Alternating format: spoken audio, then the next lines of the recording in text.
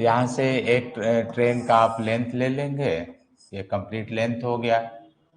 अब इसका कह रहा है कि वन एंड, ये एक एंड है, एक यहाँ पर two ends of a train, तो आप इसका एक फर्स्ट ले लीजिए और ये सेकेंड ले लीजिए जो एंड है। ये पूरी ट्रेन की लेंथ हो गई और ये कोई मिडिल पॉइंट हो गया, यहाँ पर लिख लीजिएगा मिडिल पॉइंट, मध्य बिंदु हो गया, क्योंकि यहाँ पर चर्चा है the velocity of mid point of train crossing the observer. अब ऑब्जर्वर जो ऑब्जर्व कर रहा है तो उसको यहाँ कहीं बता दीजिए, ये ऑब्जर्वर है, ऑब्जर्वर। तो ऑब्जर्वर को इस पॉइंट की जो वेलोसिटी है वो आपको दे दिया है पहले, यहाँ पर है 20 मीटर पर सेकेंड। एक्सेलरेशन कांस्टेंट है, यहाँ पर भी है, यहाँ पर भी है, ये कांस्टेंट है। अभी इसको ऑब्जर्व कर रहा है वेलोसिटी यहाँ पर 20 मीटर पर सेकेंड। एंड कह रहा है कि लास्ट वाले का कह रहा है यहाँ पर 30 मीटर पर सेकेंड यहाँ पर। तो वेलोसिटी ऑफ मिड सेक्शन कह रहा है कि यहाँ की वेलोसिटी क्या होगी। अब आपको क्वेश्चन क्लियर हो गया होगा, बोर्ड पर हमने लिख दिया है velocity of train, velocity of train observe by observer.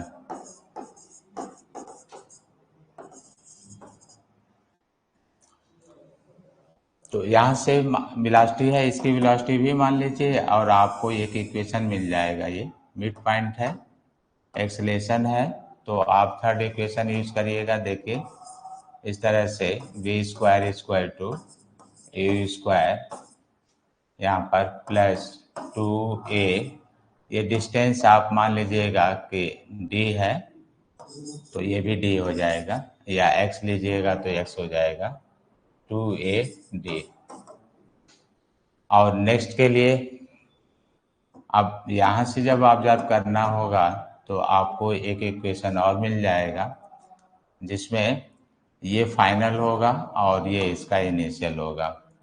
तो आप उसमें लिखिएगा 30 का square equal to B square plus 2ad। इस तरह से आप इनको नोट कर लें और टू इक्वेशन से वेलोसिटी को आप सॉल्व कर सकते हैं। बाकी अगर डायरेक्ट बताना हो तो आप एवरेज भी ले सकते हैं, लेकिन थोड़ा सा वो डिफरेंस होगा। जैसे कि आप डायरेक्ट लेना चाहें तो मिड पॉइंट के वेलोसिटी, तो जो किनारे का है एक्सेलरेशन कांस्टेंट है, तो आप total distance upon total time, इसको लेकर आप सॉल्व कर सकते हैं, total distance upon total time. अब टाइम नहीं दिया है तो यहाँ से टोटल डिस्टेंस 2d हो गया। अब ये टाइम नहीं दिया है तो इस टाइम को हटा दीजिएगा, क्योंकि आपको वेलोसिटी यहाँ पर दी गई है। तो आप यहाँ से d अपान v1 पहले वाले के लिए और d अपान v2 दूसरे वाले के लिए, तो यहाँ से भी आप उसकी एक एवरेज वेलोसिटी मिड पॉइंट के निकाल सकते हैं। और ये आ जाएगा आपका 2v1 v2 अपान यहाँ से v1 प्लस v2 आपको दिया गया है, आप मान रखिएगा। जैसे कि 2 है और दिया था कितना 20 30 अपान 50, तो ऐसे आप यहाँ से कैंसिल करके देख लीजिएगा एवरेज कितना आएगा, सॉल्व कर लीजिएगा।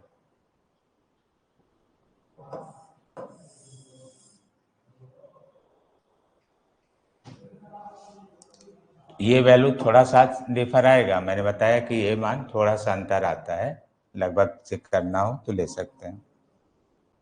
मीटर पर मिनट से बह रही है तो हम इसका डायरेक्शन ही दिखा दे रहे हैं, हो सकता है आपको वहां पर क्लियर विजन ना हो, ये हम डायरेक्शन दे रहे हैं।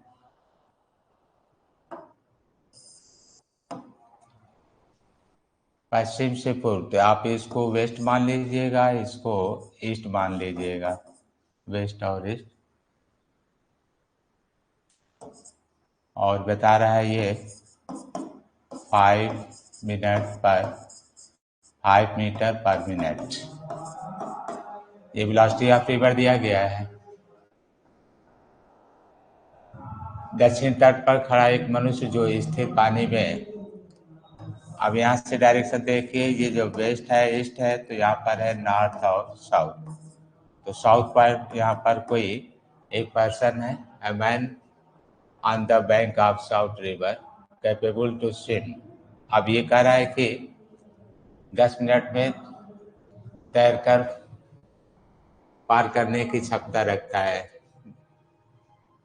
तो दक्षिण तट पर एक खड़ा मनुष्य जो स्थिर पानी में 10 मीटर पर मिनट से तैरने की क्षमता रखता है। तो स्टिल वाटर के लिए स्ट्रेट लाइन लिया जाता है, जैसे कोई पर्सन यहाँ पर है और स्टिल वाटर में वो क्रॉस कर सकता है, तो velocity of person in still water, तो यहाँ पर दिया गया है 10 मीटर पर मिनट इन स्टिल वाटर। यहाँ पर भी बताया है, तो आप लिख लीजिएगा इन स्टिल वाटर, शांत जल में 10 मीटर पर मिनट शांत जल में। नदी को पार न्यूनतम समय में करना चाहता है, ध्यान रखिएगा, न्यूनतम समय में तो हमेशा हम बताते हैं कि 2 केस है, एक तो न्यूनतम दूरी, तो इधर चलना चाहिए, ये शॉर्टेस्ट डिस्टेंस के लिए है, और न्यूनतम समय के लिए सीधे चलना चाहिए ताकि वो बहाव के कारण इधर कहीं जा सकता है। तो आपका आंसर पहले मिल गया कि person want to cross the river for shortest time, न्यूनतम समय में नदी को पार करना चाहता है, तो किधर तैरना प्रारंभ करना चाहिए, तो आंसर लिख लीजिए। आंसर आपका होगा टुवर्ड्स नॉर्थ, क्योंकि सीधे मतलब ये नॉर्थ का डायरेक्शन है, साउथ से नॉर्थ, बल्कि आप पूरा लिख लीजिएगा साउथ टू नॉर्थ। स्टार्ट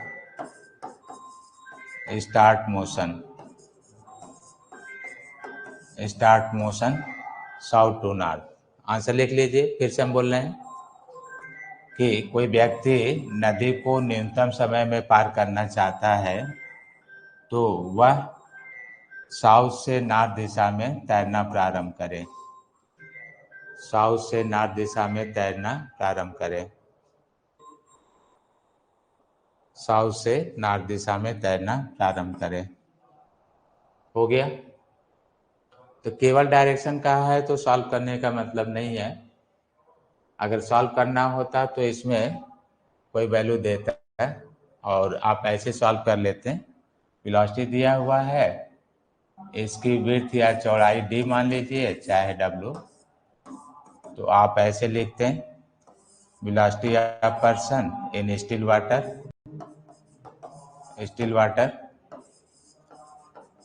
तो यहाँ से नदी की चौड़ाई width of river upon time taken T आपने टाइम टेकन ले लिया, तो टी यहाँ से आप सॉल्व कर सकते थे